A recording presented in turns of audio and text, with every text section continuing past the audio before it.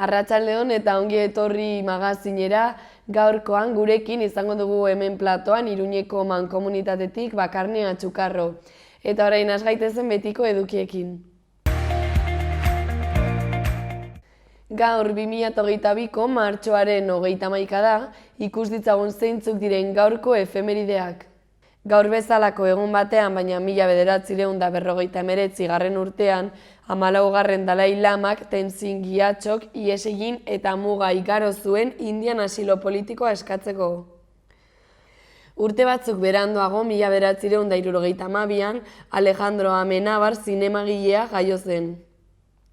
Egun berean, baina 1984 urtean, Jose Escobar Saliente, Zipi eta Zape eta Karpantaren autorea hil zen. Bukatzeko gaur bezalako egun batean, baina 1987 urtean, Uharte Arakilgo tren istripua izan zen eta 18 pertsona hil ziren. Ikus ditzagun gaurko albisteetako lerroburuak.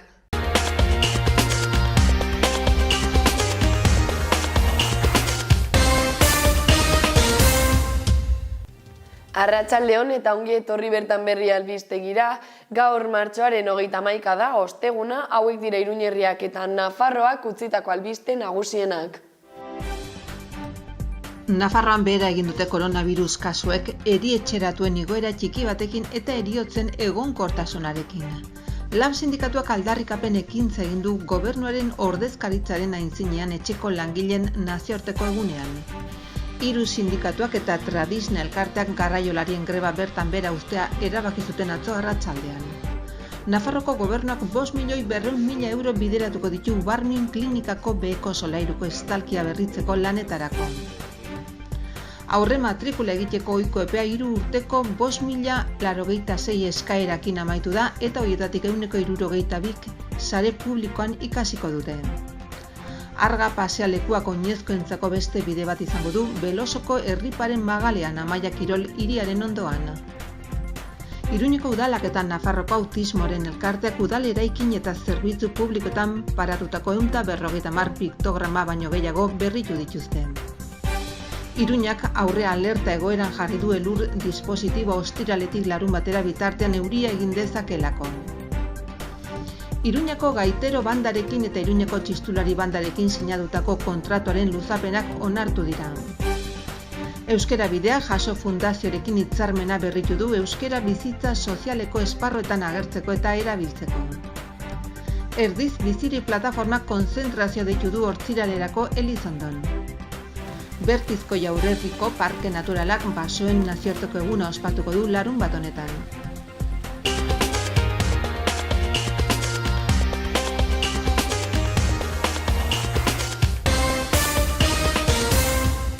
Eta orain, pasa gaitezen asteburu honetako agenda errepasatzera.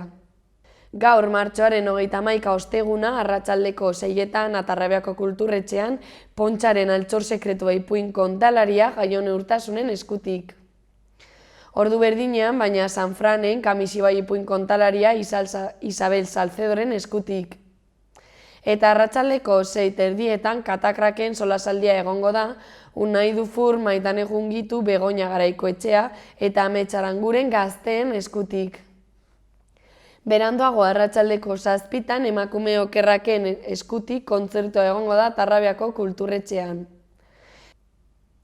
Eta ordu berdinean, baina labagunean bertso hori finaleko bertso saioa ikusgai, Aner Euskitze, Aizea Arana, Peio Ardaitz, Eukene de los Aires, Bitxori Elizalde, Xabat Ilarrigiren eskutik.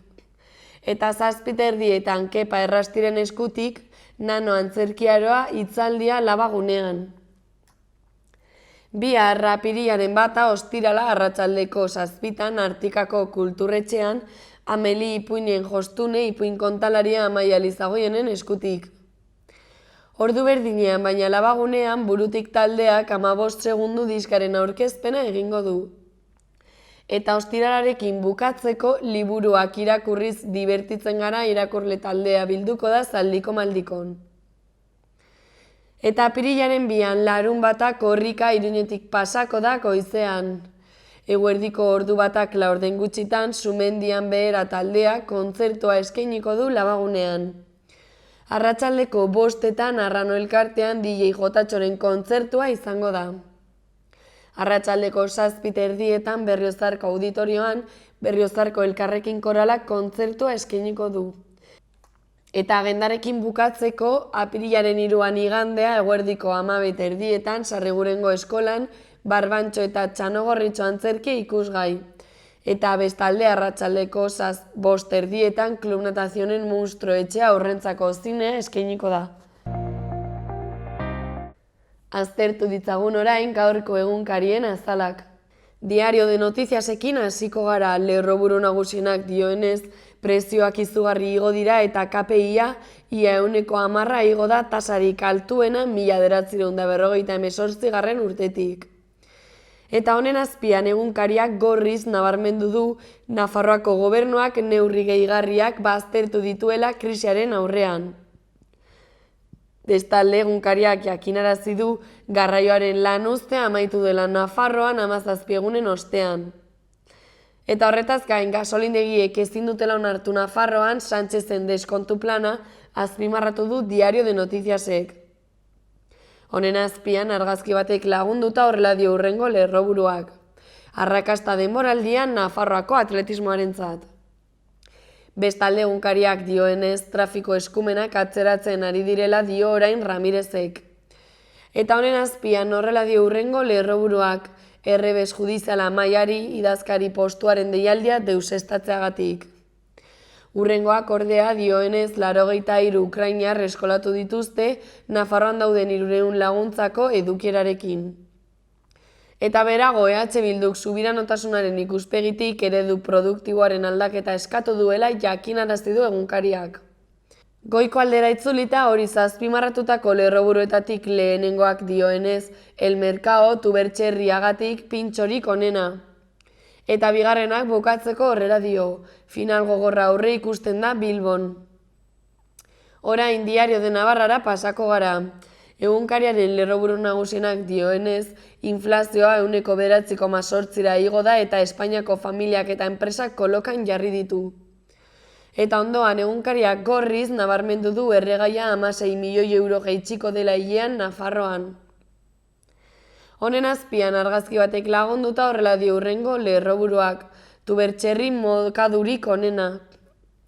Bestalde egunkariako hartarazi du negua Nafarroara itzuliko dela ostiraletik elurkota oso baxuekin. Eta goiko aldera itzulita grisez azpimarratutako lehenengo lerroburuak argazki batek lagunduta horrela dio, Uharte Arakilgo tragediaren 25. urteurrena. Eta bukatzeko bigarrenak beste argazki txikiago batek lagunduta horrela dio, pertsonak ezagutzen dituzten kamerak.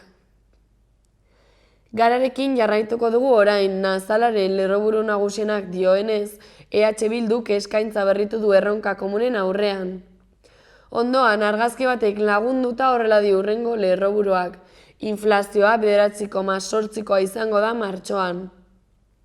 Horretaz gain Garak Ruth Ferrero politologoaren aipua nabarmendu du eta horrela dio.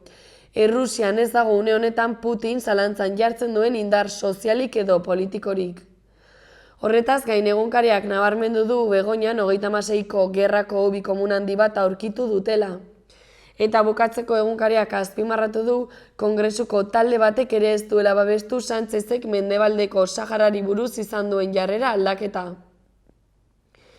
Berri egunkaria aztertuko dugu orain, Nazalaren lerroburu nagusienak dioenez, Sánchezek adierazi du NBR-en esparruan sartzen den Sahararen autonomia. Honen azpian argazki batek lagunduta horrela dio hurrengo lerroburuak, hobiak gorde duen egia.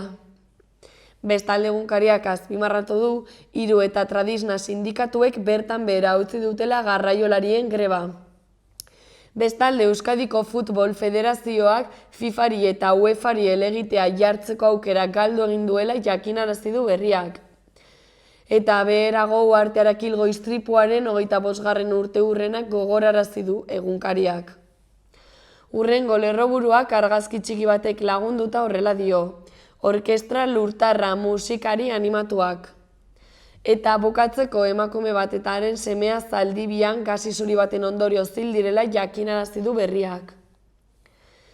Euskal Herria Irratia bukatzeko asteko korrikaren Iruñerriko ibilbidearen berri emateko egin duten 4 orduko saio berezia nabarmendu du. Bestalde, EH Bilduko Ebarangurenen aipua nabarmendu du Euskal Herria Irratiak eta horrela dio. Alarma faltsu batean oinarritu du Navarra Sumak kameren beharra. Eta bukatzeko gauerditik elurtengatik abisularen ezarri dutela ohartarazi du. Movistarren pertsonen bizitza hobetu nahi dute, izan ere orain gigabaterainoko zuntza datu infinituak eta Movistar Plus futbolarekin izateaz gain, smartphone bat eta Netflix 3 hilabetez izan ditzazkezu opari gisa. Hori guztia 125ko deskontuarekin 4 hilabetez funzion selekzion berrira pasatzen bazara. Pasa zaitez Movistarrera eta ikusi zuk zeuk zergatik den bizitza apur bat hobea.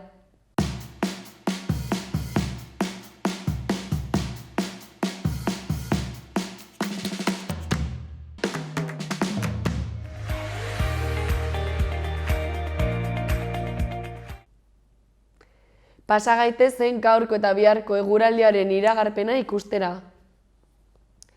Gaur giro hotza eta euritsua lainotuta egongo da eta euria egingo du batez ere ipar isurialdean. Arratsaldean eta gauean ezegonkortasuna handitu egingo da, beraz zaparrada trumoitsuak bota ditzazke eta txingorra ere bai. Elurko eta eguna amaitzerako 600-800 metro ingurura jaitsiko da. Haizeak iparraldetik joko du bolada gogorrekin kostaldean eta mendi inguruetan, eta ziertzoa ere zakar ibiliko da Ebro ibarrean. Temperatura maksimuek ez dituzte 12 eta 13 gradu zentigradoak gaindituko. Bihar negu giroa lainotuta egongo da eta zaparradak botako ditu tarteka. Ezegonkortasun handia izango da eta tarteka trumoiak jo eta txingorra egingo du bereziki Kantauri isurialdean, gainera zenbailekutan baliteke euria erruz egitea. Elur maila 200-400 metro inguruan egongo da, baina egun argiz eta bereziki eguerdi inguruan altuago egongo da 400-600 metro inguruan. Iparraldeko haize zakarra ibiliko da bolada gogorrekin haizeguneetan. Giro hotza, temperatura maksimoak ia ez dira 5 gradu zentigradura iritsiko barnealdean eta 9 gradu zentigradura kostaldean. Barnealdeko zenbailekutan eta mendi inguruetan izotza egingo du.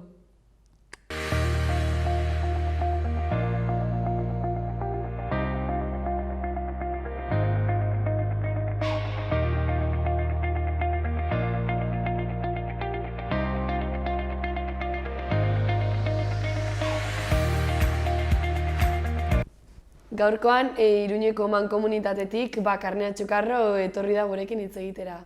Kaixo Bakarne? Kaixo. Zer modu zaude ongi? Oso ondo, bai. Bueno, konta eguzu pixka bat, Iruñeko mankomunitatetik prestatzen ari zarete dagoeneko udaberriko sentsibilizazio jardunen programazio berria, ezta? Zertan datza, konta eguzu pixka bat? Pues, bueno, lehenik eta behin esan behar dut oso pozik gaudela zen, pandemiagatik bertan bera utzi behar genituen, bueno, jarduera asko, eta, bueno, aurten dirudienez berreskuratuko jo, ez? Bueno, agian egoera berriro aldatuko da, eta berriro okertuko da, baina, bueno, gu ja bakagu dandan aprest, egiteko eta gozatzeko batez, ez?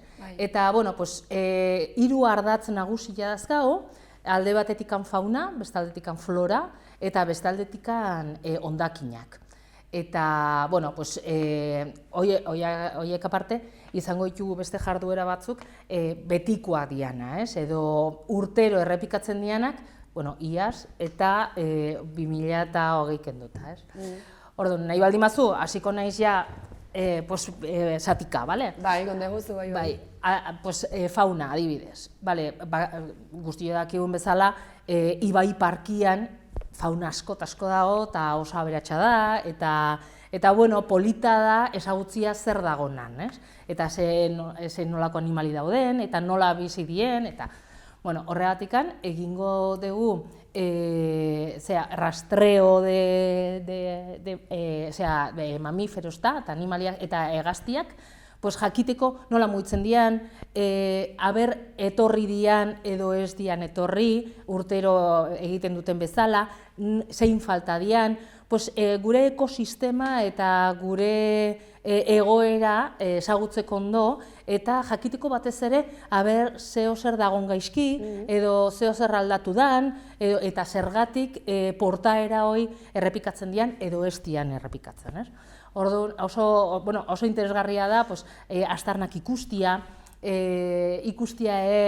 kabiak, eta batzutan aurkitzen ditugu animaliak korre, eta polita da ikustia nola moldatzen dian bere ingurumenean eta gure parkian. Horretarako jarri ditugu ere kamera batzuk eta bakarrikan pizten dianak mugitzen dianean animaliak, eta horiei esker posible izan dugu ikustia gabian adibidez mugitzen dian animaliak, haien tarteko harremanak nolakoa dian, nola bilatzen duten janaria eta beste animali batzuk ere jateko, eta dandana horiek igo ditugu gure YouTube kanalera, eta bitxia da ikustia hori, haien bizimoduan nolakoa da. Hoi alde batetikan. Bestaldetikan egingo dugu biomaraton bat. Iaz egin genuen alako zerbait, bai ikastetxekin eta hemengo Nafarroko unibertsitatearekin batera, eta oso interesgarria izan duzan, ikasleek ikusi zutelako fauna eta flora binen batez ere ikertu zutelako. Zen badago aplikazio bat, eta haiek egiten dute argazki bat, igotzen dute aplikazio horretara eta jartzen dute. Nik uste hau dela, zeakenik, edo zein animalia. Eta igotzen dute edeiara, ez? Eta norbaitek gero, agian Granadan edo ikusten dute hoi, eta esaten du, bai, alaxe da, edo ez da alaxe, eta orduan haiek ikasten dute askotasko, eta oso modu sinplean eta beraientzako oso eragarkarri den modu batian, ez? Bai, jolas bat modukoa, ez? Claro. Orduan alde batetik ikusten dute gure ibai parkea, eta, maite dute nolabait, zen ezagutzen baldin badugu gauza bat, gero maitatzen dugu, eta hori da gure helburua, eta bestaldetik fauna eta animaliak ezagutzen dituzte. Hoi, zabalik izango da, bai ikaslentzako, bai jendeentzako ere bai, zen izango die jarduera zabal batzuk parte hartzeko nahi dunak, ez? Iaz adibidez, aurkitu genuen suge baten azala, hor oso osua, hoi ez da bat eroikoa, ez? Eta polita da ikustia, eta, jakitea, gaina, geunden Nafarroko unibertsitateko irakasle batekin, eta berak esaten zuen, bitu, hemendikanen ataia da, ikusten dezute hor, zulotxo hori, oso gauza bitxiak eta politak, ez? Eta hoi aurten ere egingo dugu. Eta, azkenik, areatzea meandroan, leheno eskonbrera bat zan, hondakin ez betetatzeon, eta oan ja berreskuratu dugu hoi. Ja, kendu dugu hondakin guztiak, eta hor bertan, ja pixkanaka berreskuratzen nahi da hoi, zuhaitz asko eta asko ja landatu ditugu, dago, ibaiak behar duenian, hasten danean, betetzen du behar duen tokila, eta dandana hoi prestatua dago ibai ere etortzeko, zeren azken finean ibaia da jabia, gu batzutan juten gea bisita itera, binon jabia, gu gea bisitak, binon jabia berez ibaia da. Eta ja dandana oso ondo prestatua dago, hoi naturalizazioa ikeko eta betetzeko. Eta horretarako jarri dugu ere insektu hotel bat. Oso ondila dena, eta gure helburua da erle bakartia, kara jutia, eta aurkitzia bere babestokila, eta atzo bertan egon du ginen, ikusten eta ezagutzen, eta ja ikusi genuen nola bazian ja zulotxo batzuk ja estalita, zen ja badaudean ja batzuk.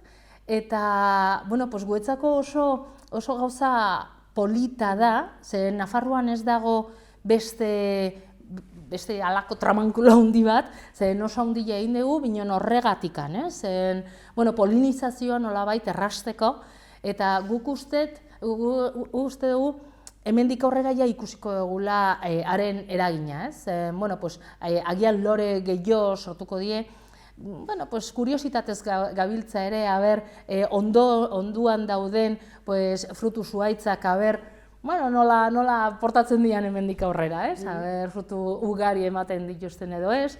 Bueno, oso gauza onuragarria izango da, eta horregatikan jarri dugu gainea, bueno, pues, betetzeko hotel hori, jungea Arazuri araztegira, bakizu nola han egiten dugun konposta eta hoi, eta hartu ditugu, bueno, pues, antzeuden, pues, bai enborrak, bai, bueno, pues, landare, bueno, nola sortzen dian mosketaren eraginez, pues, landare zatitxo batzuk, eta hoi dana hartu ditugu gure hotela itxeko. Eta, bueno, pues, oain gaude, zain, zer gertatzen den, minon ja ikusi dugu, bueno, pues, erleek gustoko akatela, eta ez bakarrikan erleak, zen guk uste dugu, bueno, jungo diala ere, pues, katxalingorriak, txingurriak, eta, bueno, beste xomorro batzuk ere, ez? Así que, oain zain, eta hoi ere, pues, erakutsiko dugu, ez?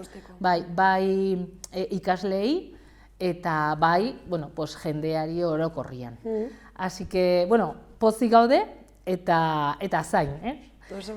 Hoi fauna.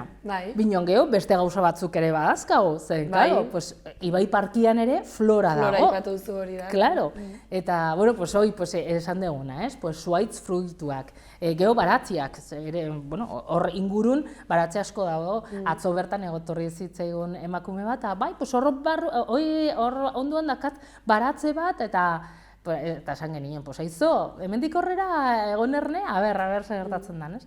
Eta horrekin lotuta, Mendillorrin egin dugu gauzantzeko zerbait, baratzearekin lotuta, zen egin dugu ezi banku bat, eta, bueno, pues, gonbidatzen dugu jendia, ara juteko eta partekartzeko esperientziak eta eziak ere bai. Ze, bueno, erabili nahi ditugu hemengo landariak, betidanik erabili dianak, eta baratze bat ere egingo dugu, landare horiek landatzeko, eta ikusteko nola moldatzen diren gure baratzian eta horretarako egingo ditu ere beste jarduera batzuk, adibidez, plagak ere kontrolatzeko zenolako landare jarri behar ditugun, eta banku hori erabiltzen zenolako baratzeak sortzen ditugun. Baita hierrak eta hori. Hoxe, eta mintzaldiak ere bai, eta batez ere hor bertan ikusteko eta ezagutzeko, landare horiek, eta zenolako gauzak ekartzen dituzten, bai onak, bai txarrak, horretan gabiltza, zen polita da, ez? Eta nola aipatu dudan leheno biomaratoia, egingo dugu gauza bera, binon biomaratoia florala. Ikusteko ere eta aztertzeko Ibai Parkian batez ere dauden landariak eta zuhaitzak. Hoi ja junden urtean egin genuen, unibertsitateakoekin ere, eta oso gauza polita izan duzan, zen ikaslek asko ikasi zuten, binon publiko orokorrak ere bai, zen batzutan mugitzen gehan eta paseatxo batzuk ematen ditugu, binon, jolin, ez dakigu zer ikusten nahian, edo zein da zuhaitz hori edo beste hori, ez? Eta onduan baldin badezu norbait, eta esaten badezu, jolin, zer dan, eta zeatikan dauden hor zuhaitz horiek, eta gauza horiek, beste ikuspuntutik ikusten duzu, eta ezagutzen duzu, eta horri esker posible da maitatzia eta zaintzia, gure Ibai Parkia, hori dela gure helburua, guk nahi duguna. Así que, bueno, pues horrekin ere, ja Eguberria pixkanaka aurreatzen dan, eta egualdi ona dakagun, eta horri esker ja posible dugun gozatzia, Ibai Parkian ere. Justo orain aipatu duzu Karne pixkat hori zuen helburuena, eta horren harira galdetu nahi nizun, proiektu hauek sortzerako orduan, zuek zertan oinarritzen zarete edo zer behar mota ikusten duzue hori Iruñerrian, esateko, egin behar dugu hau, honela eta horregatik. Bueno, gure helburua da sentsibilizazioa, hori argi eta garbi dugu, Eta orduan, gure erakundeak, azka lau ardatz, bata da Laura, bestia Hondakina, Garraioa eta Ibai Parkea. Horregatikan, egiten ditugun jarduera guztiek, sentsibilizazioa sortzekoa daia, eta ardatz horietan batez ere, Aipatu dugu Ibai Parkia, bai flora, bai fauna, Hondakinak adibidez. Aurten, junden urtean hasi ginen kanpaina batekin, edukontziak zabaltzeko sistema berri bat jartzeko Iruñerri osoan, hasi ginen iaz, aurten zabaldu dugu sistema hori, bagaude Barainainen, bagaude Etxabakoitzen, Ermitagainan, Iturraman, eta beste auzo batzutan ere bai. Horregatikan, jarduerak pentsatzerakoan, adibidez, Hondakinak hartu dugu izpide, eta esan dugu, venga, ze egingo dugu.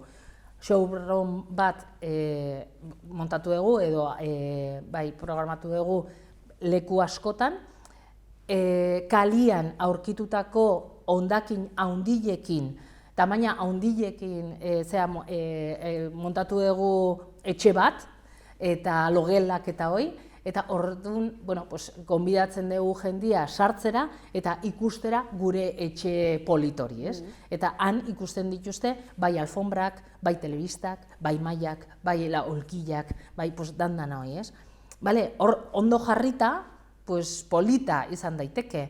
Binen kontuan hartzen baldin badegu, dandana hoi kalian botatatze dola, agian ez da hain polita izango, Eta orduan jendia ikusten dute, ze kotxino gean, eta nola usten dugun dandana botata, Hoi da gure helburua.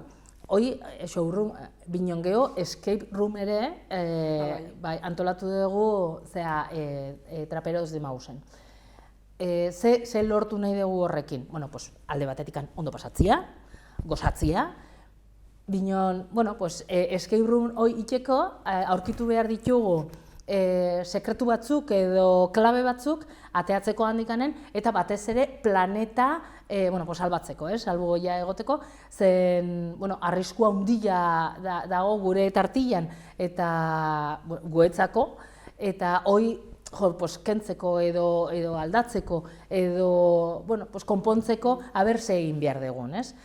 Horrekin, ara juten dan jendiak agian hausnarketa bat egin dute, eta pentsatuko zer dago gure esku hori dan aldatzeko eta beste planeta edo beste ingurume bat izateko zen. Azken finean, galtzen nahi geana gu gea,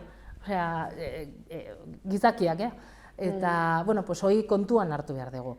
Horregatik, beti kontuan hartzen dugu gure ardatza, gure lau ardatz horiek, eta horietan oinarrituta egiten ditugu jarduerak. Hortan, pixkat izango litzateke Iruñeko herritarrengan kontzientzia sorrarazteko, ez?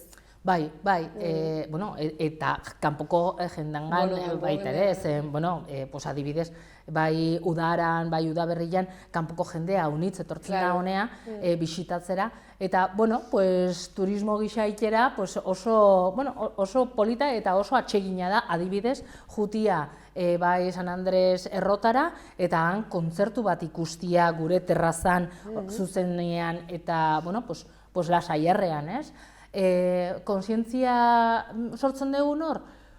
Agian sensibilizazio berez ez da, binen da aizia eta dago zaude aire zabalian, eta ez dezut deusiten kalte egiten zaiona naturari, entzuten duzu ibaia, ja bakizu hor dagola, usaintzen duzu loriak eta zuhaitzak, eta sumatzen duzu, bueno, barneko zerbait gehiotzea zu, binon ez bakarra, ez?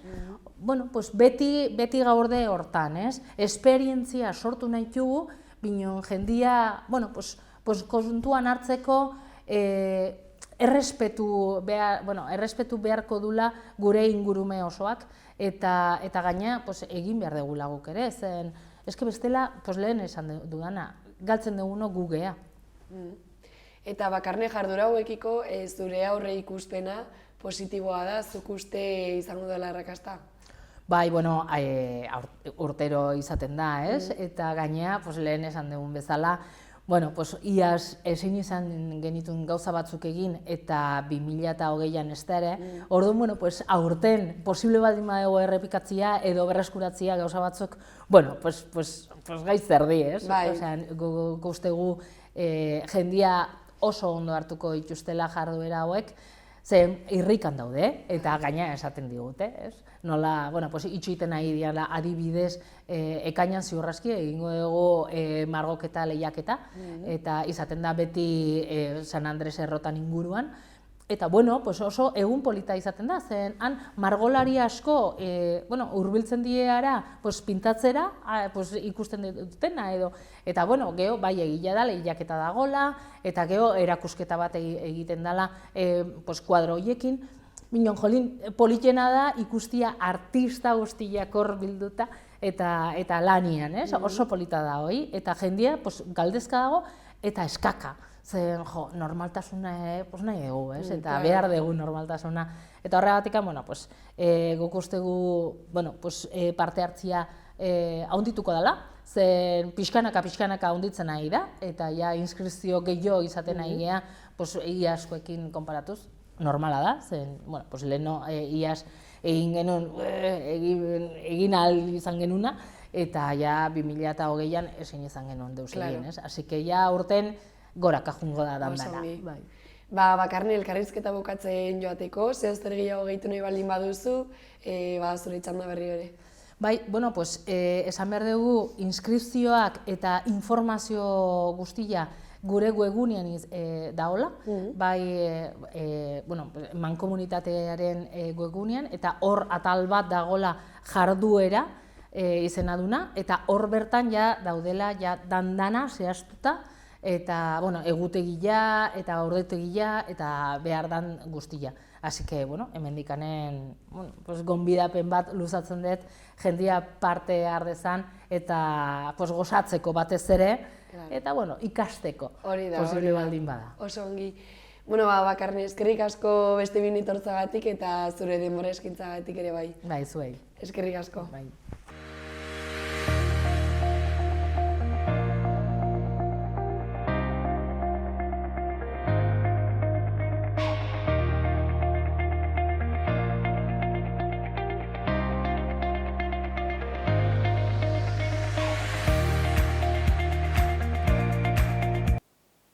Ikus ditzagun orain, gaurko Iruñerriko udaletako albisteak. Pasko asteko hiri kanpaldia Uharten apirilaren 19tik 22ra 8 eguerdiko ordubitara izango da.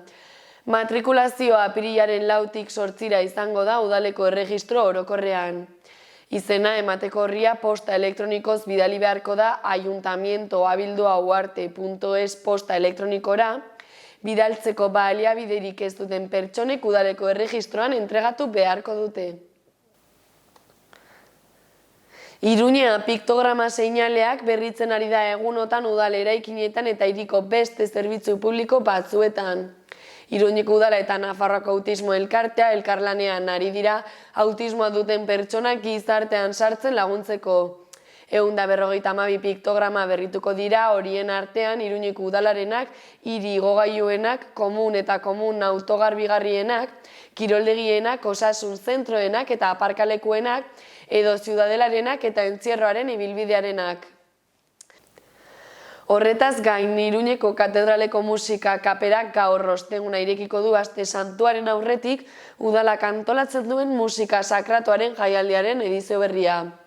Organoari buruzko iruzkinak dituen polifonia ibiltariko txokoak izango da 8 hasiko den kontzertuaren izenburua. Sarrera librea izango da Santa Maria katedralaren edukiera bete arte. Larunbatean, Nafarroako Ganbera abesbatzako Mikel Navarruz kapera, errenazentistak joko du Karmeldarren elizan eta igandean Barainain abesbatzak San Antonio elizan.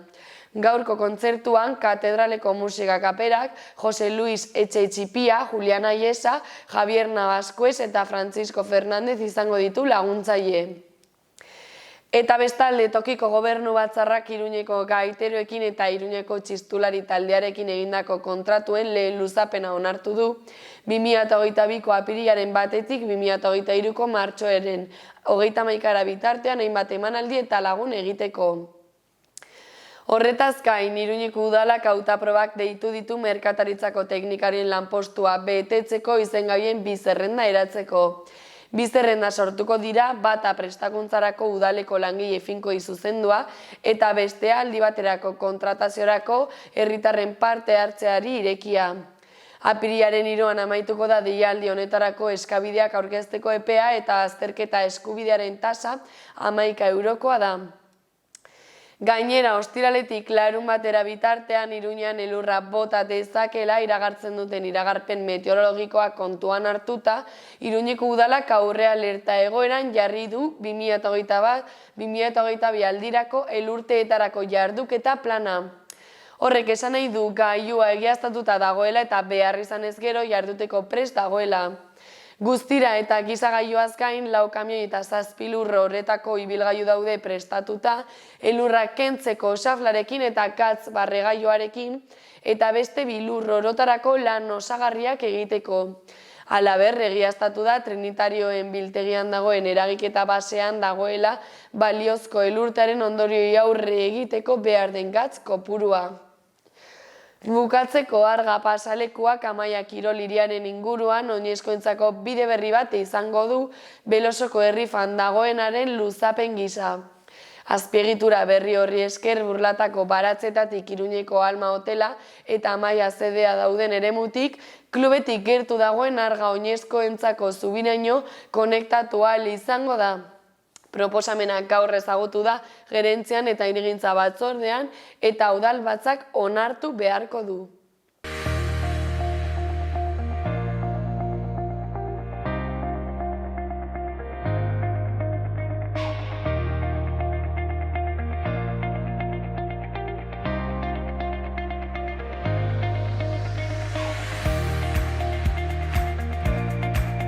Parlamentuan egon gara Pedro Sánchezek Sahararen inguruko erabakiari buruz hitz egiteko.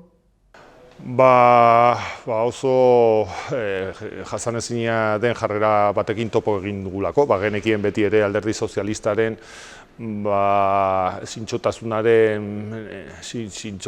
ez dela Alderdi Sozialistaren ezaugarririk nagusiena, baina gaurkoan ikusten ari gara nola herri oso bat traizionatzen ari den, ez zuzen ere, gogoratu behar dugu nola zean nahitasun dagoen Nafarroa eta Sahara herriaren artean, nola Sahara bazen Estatu Espainolaren kolonia bat eta hortaz dauka ardura horrengan eta nola bere ardurari uko egin zion Marruekosek hori martxa berde delakoan okupazioa egin zuenean eta berriz ere Espainiak ari da uko egiten ardura horri guztiari.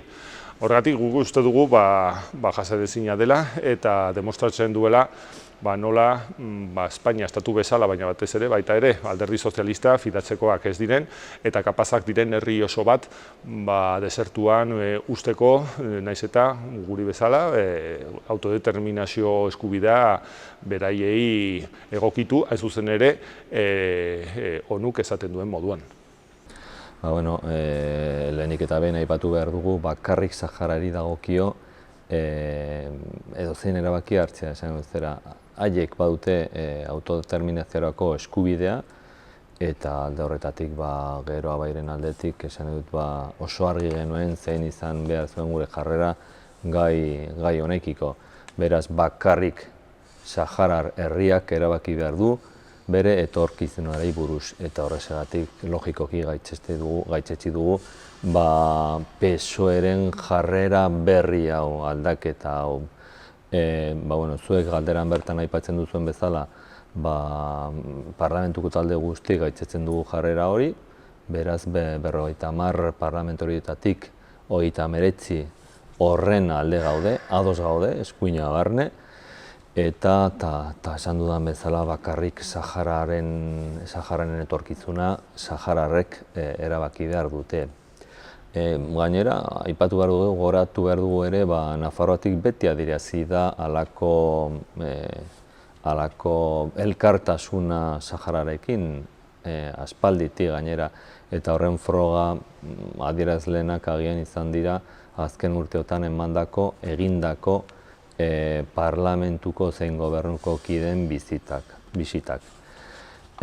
Beraz, argi dago Nafarroak adierazten duen Saharari bere elkartasuna, baina ez bakarrik Nafarroatik, beste motako erakundetatik ere mundu guztian, adibidez Nazio Batuek argi dauka zein den bere jarrera, idatzita dago, eta baita ere Afrikako Batasuna, nazioarteko justizia gortea, Europako justizia gortea ere, beraz mundu osoan zehar eman dira halako adierazpenak Sahararen alde.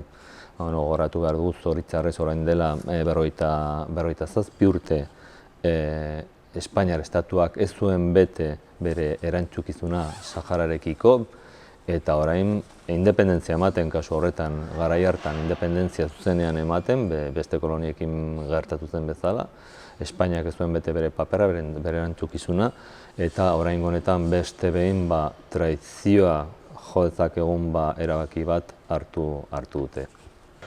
Sánchezen mezua eta jarrera kontradikzio ugari agerian uzten ditu, gerren inguruan, politika exterioraren inguruan, eta berriz ere ikusten dugu nola ekonomia beti nagusitzen den, askoen poliketetan giza eskubidearen gainean edo aurrean. Hortaz, zeintzuk izango diren zergatiak, agerikoa da justizian ez direla oinarritzen. Zergati horiek, hain zuzen ere, injustua delako bera planteatzen duena, zeren herri horri, Saharar herriari, dagokio bere herriaren inguruan soberania eta bere erabaki propioak hartzea, eta onartezina da Marruekosi egokitzea Sahararei dagokien erabakitze eskubidea. Hori batetik, horregatik, kokatu behar dugu beste interes geopolitikoetan, eta gerikoa da, nola, gerra batean gauden, hor jakina Ukrainian, eta nola, bai errefuxiatuekin ikusi dugu, bai inbasioekin, ez dutela batzuk epaiketa berdinak egiten edo ez dutela berdina iristen inbasioen inguruan, okupazioen inguruan eta refugiatuen inguruan. Horregatik, uste dugu onartezina dela, eta uste dugu baita ere, agerian uzten duela alderdi sozialistaren zintzotasun falta. Auskalo zer dagoen erabaki horren atzean. Momentuz ez dakigu eta ez dakite noizbait jakingo dugun Sánchez jaunak berak batere azalpenik eman ez duelako. Gai hautsi du kanpo arazoetarako ministroen eskutan, eta bera agertu da Kongresuan, agertu da Senatuan azalpen batzuk ematen, baina inor konbentzitu gabe. Ez da beraiekin, ez da bere gobernuko kidei ere. Beraz, alde horretatik ez dakigu. Horatu behar dugu gai hau ezagutu genuen Marrokok egindako filtrazio baten bidez, horretan aipatzen zen Sánchez jaunak Marroko erregeari bidalitako gutun bat, eta gutun horretan azaltzen ziren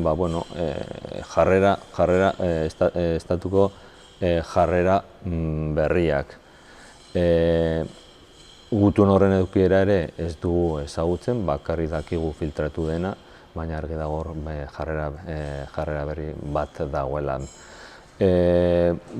Beste aldetik ere aipatu behar dugu justu 10 egun baino lehenago Estatu Batuetako diplomaziaren bigarrena, Wendy Sherman Andrea, Rabaten eta Madrilen egon zen. Kasualitatea ote, ez dakigu, baina uste dut ezetz. Eta beste aldetik ere Marokoko oso ongi mugitu du mugimendu migratzaileak azken urte hauetan, eta bere interesak noski babesteko. Eta kasu honetan ez dakigu kasualitatea izan den ere, baina justu egun batzu lehenago ere 2500 pertsona inguru, migratzaile inguru, hurbildu ziren Melillako harresira, gurutzatzeko asmoarekin. Marokok bera bultzatuta? Ziurazki baietz. Baina, inoiz esan dudan bezala, inoiz ez du jakingo zein motako interesak, zein motako presioak izan dira erabaki honen atzean. Lehenik eta behin, ondoriak izango ditu. Agerikoa da baita ere nola Afrikaren iparraldean Argelia lerrokatuta dagoen justiziarekin eta ONUk emandako erresoluzioekin, ez zuzen ere Saharar herriari autodeterminazio eskubidea gauzatzea dagokiola. Argelia bada gas naturalaren produktore nagusi bat, eta hortan aurreikusten ari dira arazoak etorriko direla, baina nik uste dut azkenean militarki aztertu behar dugula kontua, eta nola Estatu Batuek orain berriz ere sostengoa eman diote Marrokosi, beraientzat, Amerikarrentzat Marrokos oso estrategikoa da, hain zuzen ere Mediterraneoko ataria delako, eta berriz ere ikusten da nola Ameriketako iparraldeko Estatu Batuek nagusitzen den beti ere interes geoestrategikoak, militarrak eta ekonomikoak justizia eta politikoki zalantzan jarri ezinak diren ONUk bidalitako edo egindako errekurtsoekin. Horregatik, nik uste dut ikusten dela eta agerikoa dela nola ondoriak lehenik eta behin Saharar herriarentzat izango dira. Hain zuzen ere, hainbat eta hainbat urtetan prometitutako justizia hitza ez dutela mantentzen, ez Estatu Batuek, ez Estatu Espainolak, eta logikoki galtzaile nagusia izango da Saharar herria, baina baita ere kontutan izan beharko da Estatu Espainolak jasango duen sinesgarritasun eria, zuzen ere oso gogorra delako horrelako gauzak egitea, eta batzuk zalantzan jartzen dugu beti ere, esan da, ea Espainiaren historia eta historia horren parte izan nahi dugun edo ez. Zoritzarrez lehenik eta behin bakea urrunduko du. Hor aspaldidanik guda badago, eta hori izango da gertatuko dena, bakea urrunduko du. Eta gero beste aldetik ere argi dago izugarrizko frustrazioa, etzipena, haserrea sortu duela gizartearen sektore batzutan, eta are gehiago logikoki Saharar herrian ikusita zemotako jarrera hartu duen Espainiako gobernuak esan nahi nuen, baina ez da izan gobernuak, baizik eta kasu honetan PSOEk, ez da, haiek aldatuta haien jarrera, beraz haiei leporatu behar zaien, bakarrik haiei. Eta beste motako eragina, pues ez dakigu, baina gogoratu behar dugu ere, Argelia dela Espainiara estatuaren gas hornintzalerik nagusiena, eta ez dakigu erabakiren bat hartuko den Argelian bertan edo ez, eta hartzen badute zein motakoa izango den. Gogoratu behar dugu ere, krisi energetiko sosokan batean gaudela, eta horrekin lotuta, auskalo zer gertatu daiteken. Agian ez da zer gertatuko, horre ere interes komerzialak oso ondia direlako, baina gerta liteke eta kontuan hartzeko modukoa da. Hori bai beti, lehenik eta behin azpimarratu behar dugu sufritzen ari denak sahararrak direla, eta beste motako interesak, adibidez komerzialak kasu honetan, bigarren plano batean gelditu behar direla. Ikusten ari gara nola ekonomikoki ondorioak izaten ari dituen, bai gerra, baina kontutan izan behar dugu, baita ere aurretikan, gerra baino lehen, bazegoen inflazioa hor bete-betean, 6% igo da, eta garestitzen ari dira hainbat produktu, baina hau ez da gerraren ondorio zuzenbait, baizik eta aurretikan zetorren arazo ekonomiko bat. Horregatik, guztiagatik gu uste dugu Euskal Herria Bildun, aztertu behar ditugula zeintzuk diren, izaera strukturala duten neurriak aldatu behar dutenak honi guztiari aurre egiteko, hain zuzen ere partzea jartzen aldirelakoz, baina benetan aldatu behar dela gizartearen parte hartzea eta gizartearen finanziazioaren inguruan eta ongizatearen finanziazioaren inguruan dauden neurriak, eta hortan fiskalitatea oso garrantzizkoa da, eta horregatik uste dugu estrukturalki berregituratu behar dela fiskalitatea, zuzen ere ikusten dugulako nola enpresa handiek ez duten behar bezain errekurtsoa aportatzen publiko eremurako. Eta gerian gelditu da baita ere hori nola, gaur Pedro Sánchezek iragartzen dituen neurri horietan elektrizitatearen salneurria jaisteko, nola zuzenean egokitzen ari den bere neurriak edo honen kalteak renovabletan, berriztagarriak diren energietan, eta libre uzten dituen benetan enpresa handien etekinak, eta badirudi, Pedro Sánchez eta Alderdi Sozialista ikutu ezintzat hartzen dituela enpresa hauek, eta hori sustengatu ezina. Bai, bihar osoko bilkuran jorratuko da beste behin konbenio legearen aldaketa.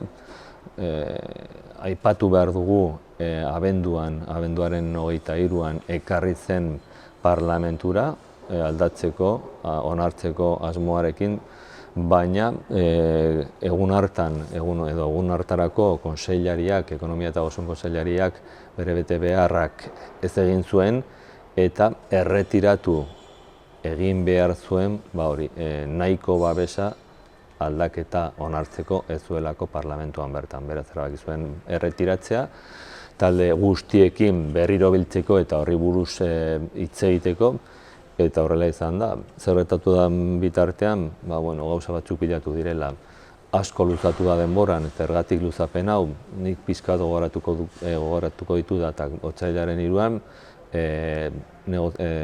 aurkeztu zen Madrilgo Kongresuan lan erreformari buruzko legea, eta hori ikusten Navarra Suma eta Alderdi Sozialistaren artean bazegoela akordio bat.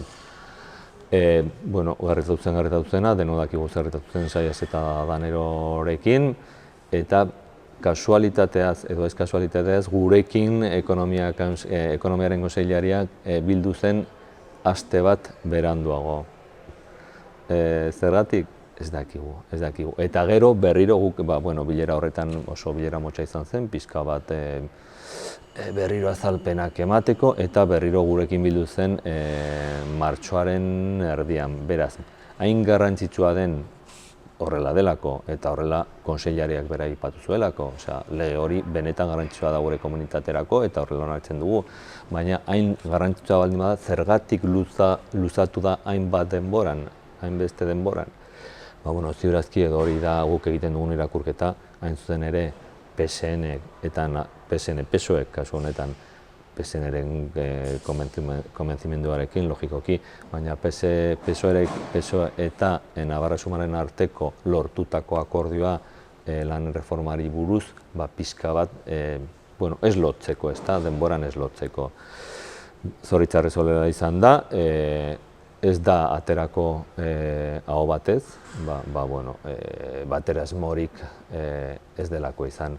Gure ustez oso erraza zen hori lortzea, bakarrik 37. artikulua aldaketa txiki bat egin behar zen, eta horrekin aho batekotasuna lortuko zen, baina ez da izan asmo hori eta ezinezkoa izango da. Horrexegatik guk egiten diren beste motako aldaketako oso garrantzitsua dira, eta balorazio hori egiten guk abstentziora joko dugu.